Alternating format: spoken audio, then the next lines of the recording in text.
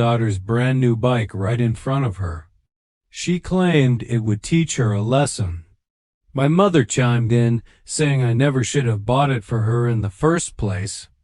I didn't shout or lose my temper.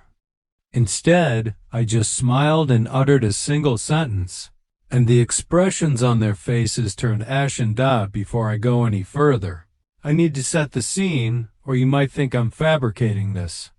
But no, every word of this actually happened. Imagine this, a bright, sunny Saturday afternoon. One of those rare occasions when the laundry was put away, the dishwasher wasn't beeping, and life felt almost under control. My daughter, Eliza, was bouncing around, her face lit up with excitement.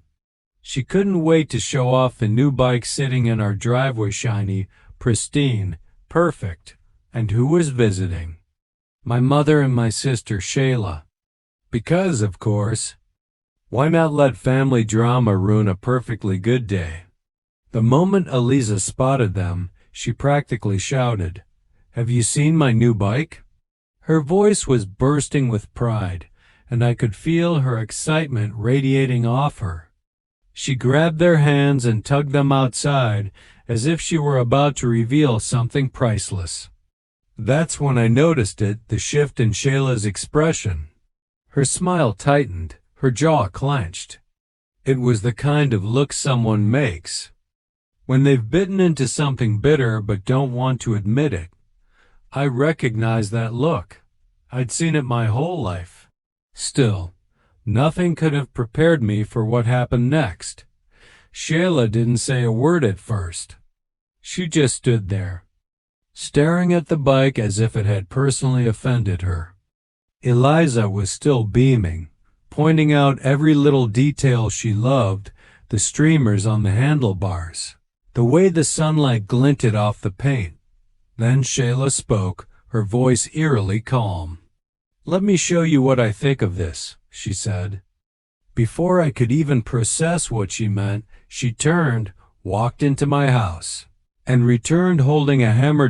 Now, in moments like these, your brain refuses to believe what's happening. You think, surely she wouldn't. She can't possibly. But she did. With one swift motion, she swung the hammer down onto the bike's frame. The sound was like metal shrieking in pain. Eliza gasped, her hands flying to her mouth. I'll never forget that sound, that moment. Another swing, a crunch. The paint cracked, the wheel bent. I stood there, frozen, watching everything unfold. My body was rigid, but my mind was racing, as if every alarm in the world had gone off at once. And do you know what Shayla said? She didn't yell or rant. She just looked my 6-year-old daughter in the eyes and said, "That should teach you a lesson." As if destroying a child's happiness in 3 hammer strikes was a lesson worth learning. Eliza didn't cry, not right away. She just stared at what was left of her bike, her lips trembling, her small shoulders shaking. I felt a cold wave wash over me. Not anger, not yet, just shock. That's when my mother decided to add her 2 cents. And of course, you'd expect a grandmother to comfort her granddaughter, to scold her own daughter for what she'd just done. But no. Instead, my mother shook her head, crossed her arms, and said, "You shouldn't have bought it for her." As if this was somehow my fault. I almost laughed. The absurdity of it, standing there while my sister demolished a child's bike, and somehow I was the one in the wrong. I didn't scream. I didn't cry. I didn't lunge at Shayla or snatch the hammer from her hands. No, I stood there and smiled, because sometimes silence cuts deeper than words ever could. Shayla dropped the hammer onto the concrete with a clatter. She actually looked pleased with herself. My mother nodded, as if Shayla had just delivered a profound lecture. And me? I just smiled and said one sentence. Whatever they expected, pleading, defending myself didn't happen. What I said made their faces go pale. Now, you're probably dying to know what that one sentence was. And I'll tell you, but not yet. Because the truth is, that moment in the driveway with the bike reduced to scrap, my sister looking smug and my mother looking self-righteous, it didn't come out of nowhere. It was the result of years of history. Shayla was my little sister, 2 years younger, and she entered this world screaming. And honestly, I don't think she ever stopped. The difference was, when most kids scream, their parents teach them boundaries. When Shayla screamed, my parents taught me. Every one of her tantrums somehow became my fault. She didn't get the toy she wanted. Why didn't you let her have yours, Catherine? She lost a game. Why couldn't you just let her win? You know how sensitive she is. She broke something. Why did you upset her so much that she threw it? By the time I was 10, I could have written a manual on how to walk on eggshells. My mother's favorite phrase was, "Don't upset your sister," which was ironic because Shayla could be upset by anything. There was this one time, I still remember it vividly. I saved up my allowance to buy her a little necklace. It was inexpensive but cute. I thought I was being a good big sister.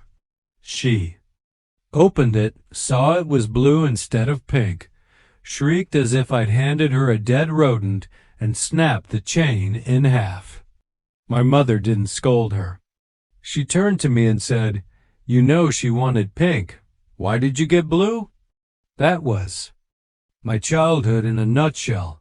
Shayla broke things. I got blamed. Fast forward a few decades, and guess what? Some things never change. I studied law, worked tirelessly, and eventually built a solid career. It paid off. I made more than the rest of my family, enough to live comfortably. And because of that, I often ended up helping them financially, covering bills, making sure they had what they needed. But here's the problem with helping people who already resent you. No matter what you give, it's never enough. I'd help with groceries, utilities, or medication. But the second I said no to anything extra, I was suddenly stingy, selfish, showing off. In their eyes, if I wasn't funding every whim, I was the bad guy. So when I say the bike incident didn't come out of nowhere, you understand. It started one afternoon when Eliza and my niece Brooklyn, Shayla's daughter, about the same age as Eliza, were playing outside. Brooklyn's bike, the one she'd been riding for a while, suddenly gave out. Something snapped or broke. I didn't see it happen, but I heard the commotion. Eliza, being the sweet kid she is, tried to help. She's 6. So her idea of fixing things was basically poking at it and saying, "I can do it." But the truth was, the bike was beyond repair. Of course, the second Shayla saw it, she pointed at Eliza and shouted, "She broke it." You would have thought Eliza had taken a sledgehammer to it. My mother backed her up instantly. "You need to take responsibility, Catherine. Eliza has to learn that actions have consequences." I didn't argue. I just said we'd take the bike home, and my husband, David, would look at it. Sometimes you pick your battles. Sometimes you wait until you have proof. That evening, David rolled the bike into the garage. He's good with his hands, patient, methodical. He turned it over, checked the chain, the frame, the pedals. After a few minutes, he looked up at me and said, "This wasn't Eliza. This is a defect. See this? It could have failed on anyone." And the worst part? He was right. The bike was dangerous. If Brooklyn had been going downhill or crossing a street when it broke, I don't even want to think about what could have happened. So no, my daughter hadn't broken the bike. The bike had broken itself, and that's when my anger flared. I'd fought my way through law school. I knew exactly which words to use when people tried to dodge responsibility. I picked up the phone and called the manufacturer. I explained the situation in detail: a child's bike, broken due to a defect, unsafe, unacceptable. I might have also mentioned words like liability and injury. It's amazing how quickly people start listening when you use those terms. By the next morning, I had an email in my inbox. They were replacing the bike, but not just replacing it. This was where being persistent and okay, maybe a little intimidating, paid off. I pushed back. I argued that a basic replacement wasn't enough. Brooklyn deserved better, especially after the danger she'd been in. So they agreed to upgrade her to the exact model she'd been dreaming of, the one she'd been talking about nonstop. And when that email came through, I actually smiled. Finally, there was going to be some justice. Not only would Brooklyn get the bike she wanted, but Eliza's name would be cleared. The whole "she broke it" narrative would crumble the moment everyone saw the truth. I decided to keep it quiet. I wanted it to be a surprise. Imagine it. Brooklyn's face lighting up when she saw the bike of her dreams waiting for her. Shayla realizing her daughter had something wonderful because of me, not in spite of me. For one brief moment, I thought maybe this could fix things. But as I would soon learn in the driveway, some people don't want things fixed. They want them broken. In Shayla's mind, I had bought that bike for my child, while hers had none. In her head, Eliza had broken the old one, and now I'd gone and bought the exact model Brooklyn had been begging for, just so Eliza could flaunt it in front of her. Humiliation disguised as generosity, cruelty wrapped in glittery streamers. That's the story she told herself as she raised the hammer. I let the silence stretch until even the birds seemed to squirm. The metal groaned softly as it settled. My mother's mouth was pressed into a thin line of approval, as if discipline had just been served and dessert was next. But I didn't give them dessert. I said one thing, my voice so calm it surprised even me. That bike wasn't for Eliza. 2 heartbeats. Their eyes darted, searching for the catch. I continued. It was for Brooklyn. Shayla blinked first. No, it wasn't, she said quickly, as if the words were a reflex. It was, I said. I fought the manufacturer to replace the defective one, and I got the upgrade, the one she's been talking about for months. My mother clicked her tongue, the way she does before launching into a lecture. Don't be dramatic, Catherine. I looked down at the ruined frame.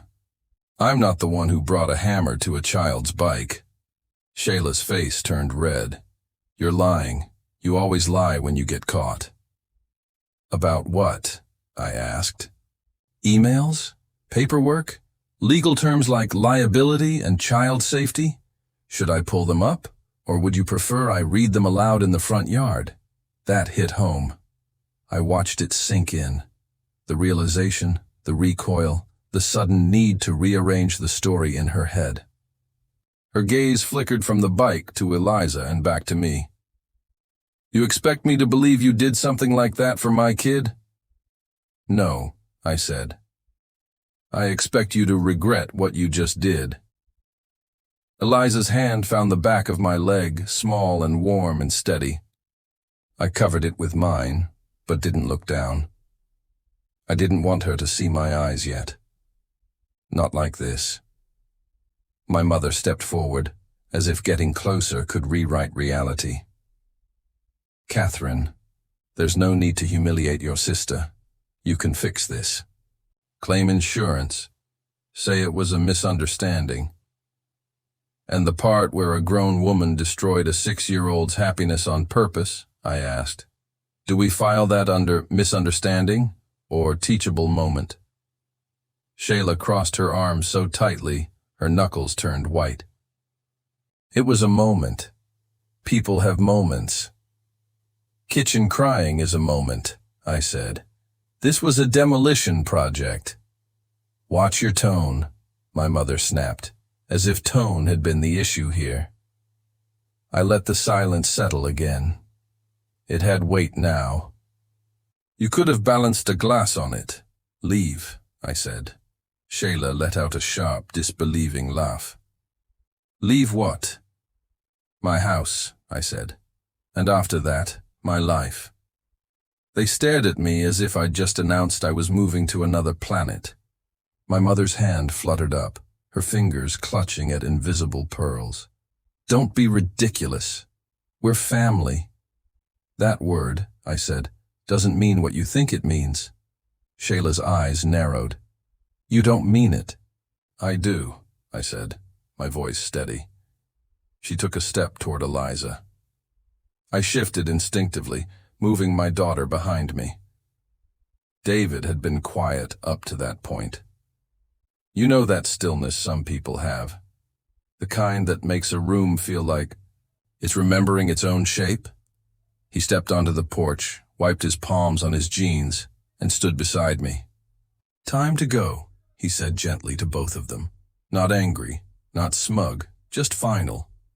David, my mother tried, talk some sense into your wife. I am, he said, and there it was, the sound of a door closing without a slam. Shayla looked past us into the hallway as if the right words might still be hanging on a coat hook. You can't do this, she said. We're your family. We help each other. You brought a hammer to my child's happiness, I said. Help has left the building. For a second, something flickered in her expression. Fear, maybe comprehension. I couldn't tell.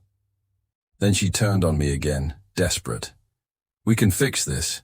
We can just say it was an accident. No one needs to know. Eliza knows, I said. I know, you know, and the neighbors with windows probably know too. My mother reached for a compromise, the way she always did. We'll talk tomorrow when you've calmed down. I almost laughed. I am calm, I said. That's what's scaring you. David opened the gate. Please leave, I said. And this time I didn't add anything else. Some sentences are sharper when you let them end early. They hesitated. You could see the push and pull on their faces, the old habit of bulldozing, the new realization that bulldozers need keys, and I wasn't handing them over anymore. Shayla went first, her shoulders stiff, her steps quick. My mother followed, pausing on the threshold as if she might turn and rewrite the whole scene with a single scolding look. I just stared at her. She stepped out. David closed the door, not a slam, a seal. The silence that followed wasn't empty. It had a shape, a presence. I could hear Eliza's small breaths, feel the tremor in her hand fading away. We stood like that for a count of 10, long enough for my heartbeat to settle. Mom, Eliza said finally, her voice barely above a whisper. Did I do something wrong? I crouched down so we were eye to eye. No, I said. You did nothing wrong. Her chin quivered. Auntie was mad. She was, I said. But people can be mad and still be wrong. She nodded as if she understood, which broke my heart a little more than the bike ever could. Do we still get ice cream? She whispered, as if we might have lost dessert privileges by angering the adults. Absolutely, I said. 2 scoops, 3 if you tell Dad which flavors. A ghost of a smile appeared. Chocolate and sprinkles.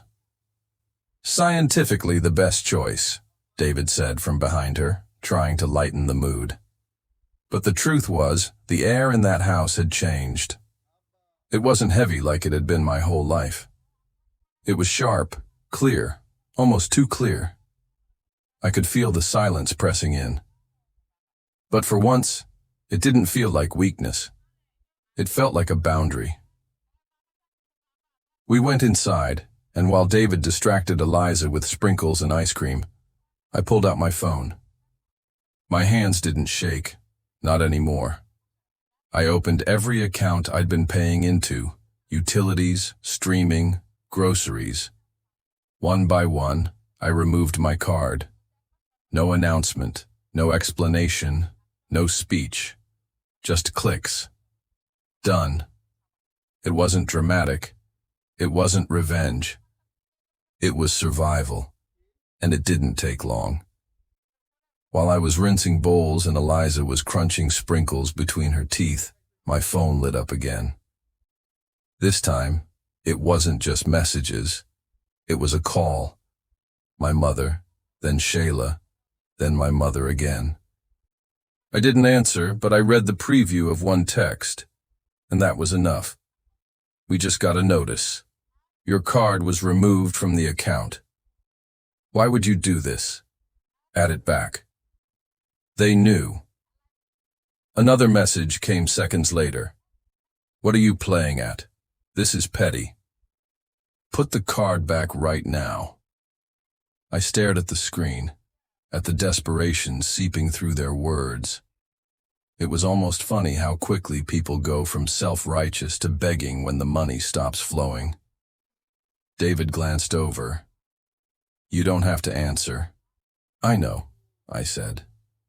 I placed the phone face down on the counter, but the buzzing didn't stop. Call after call, text after text, as if they could force their way back into my life through sheer persistence. One message finally came through with enough venom that I read it twice. You'll regret this. Family is family. You can't just cut us out. That's when I smiled, because for the first time, I realized they were wrong. I could, and I had. The next morning, the calls had slowed, but the texts hadn't. And when the buzzing finally quieted, I should have known it wasn't peace. It was planning. Because if my family excels at one thing, it's rewriting history. The first sign was a notification from a cousin I hadn't spoken to in 6 months. Hey, sorry about the drama. I hope you and Eliza are okay. Drama. As far as I was concerned, smashing a child's bike with a hammer wasn't drama. It was a crime. Then came the screenshots. Apparently, my sister and my mother had taken their campaign online. Or at least, into our extended family group chat, the one that still had a reunion photo from 2015 as its profile picture. They twisted the whole story into a tragedy where they were the victims and I was the villain. According to them, Eliza broke Brooklyn's bike. I refused to help. And then, this was my favorite part, I cut them off financially out of spite. No mention of the hammer, no mention of the driveway. No mention of the fact that my mother stood there nodding in approval while my sister destroyed a 6-year-old's joy. The story was so distorted, it should have come with a warning label. I wanted to ignore it. I really did. But when I saw relatives chiming in, little thumbs-up emojis, comments like, "Oh no, poor Brooklyn, and that's so cruel of Catherine," something inside me snapped. Because here's the thing. I can handle people thinking I'm cold. I can handle people thinking I'm difficult. But my daughter being painted as a spoiled brat who got rewarded after breaking someone else's bike? No. That I wouldn't let slide. So I didn't. I opened my security app. You know, those cameras you install to catch package thieves? Turns out sometimes they capture family meltdowns too. And there it was, crystal clear. Shayla walking out with a hammer, Eliza's gasp, the sound of metal bending, paint cracking, my mother's voice in the background, blaming me, the whole ugly scene. I downloaded the clip, trimmed nothing, and posted it right back into that family chat. No commentary, no rant, just the video and one sentence. For the record, That bike was meant for Brooklyn. Shayla destroyed it herself. This is why Brooklyn doesn't have a bike now. Then I put the phone down. I didn't have to wait long. The chat exploded like a grenade in a tin can. Aunts typing in all caps. Cousins responding with WTF as if they were testing out a new keyboard shortcut. People who had quietly believed the rewritten story suddenly had to face the truth. And the truth was, wearing sweatpants and holding a hammer, I should have felt vindicated. Instead, I felt exhausted. Because here's the thing. Once you put the truth out there, people don't thank you for it. They just pick sides. Louder. My mother called within the hour. I almost didn't answer, but some part of me wanted to hear what excuse she'd come up with. She didn't disappoint. Yes, maybe your sister overreacted, she began. But how could you post that video? You've ruined her reputation. I bit back a laugh. She ruined herself, Mom. I just pressed play. You don't humiliate family, she hissed. Funny, I said. That's exactly what she did to a 6-year-old with a hammer. The silence on the line was sharp enough to cut. Then she hung up. But the fallout wasn't over. The video didn't just circulate in our family chat. It spread. Friends of friends, neighbors. Someone even posted it on Facebook with the caption, "Who does this?" And apparently, one of the people who saw it was Shayla's husband. Now, I won't pretend he and I ever got along. He always acted like he was auditioning for the role of the most exhausted man in America. But even he couldn't watch that footage and shrug it off. He called me, which he never did. Is it real? He asked. His voice was flat, but there was something beneath it. Yes, I said. It's real. He exhaled. Long and slow, like air escaping a balloon that had been overinflated for too long. Thank you, he said, and hung up. The next thing I heard, he'd filed for divorce and custody of Brooklyn. And that, strangely enough, was the first moment I felt relief, because it meant someone else finally saw it. Finally said, "This is not okay." The calls from Shayla and my mother kept coming, but now their tone was different. Less righteous, more desperate. You didn't have to post it. You're tearing this family apart. Think of your niece. As if I hadn't been thinking of her this whole time. I stopped answering. Instead, I sat on the edge of Eliza's bed that night, watching her sleep, and let myself feel something I hadn't in a long time. Not rage, not exhaustion, just clarity. Because this is what they never understood. Family isn't a free pass. You don't get to smash and lie and demand and still expect unconditional loyalty. Family is supposed to mean protection, safety, love. And if it doesn't, then maybe family is just another word people hide behind when they're afraid of consequences. In the end, I drew the line. Maybe for some people that's too far. For others, maybe not nearly far enough. What do you think?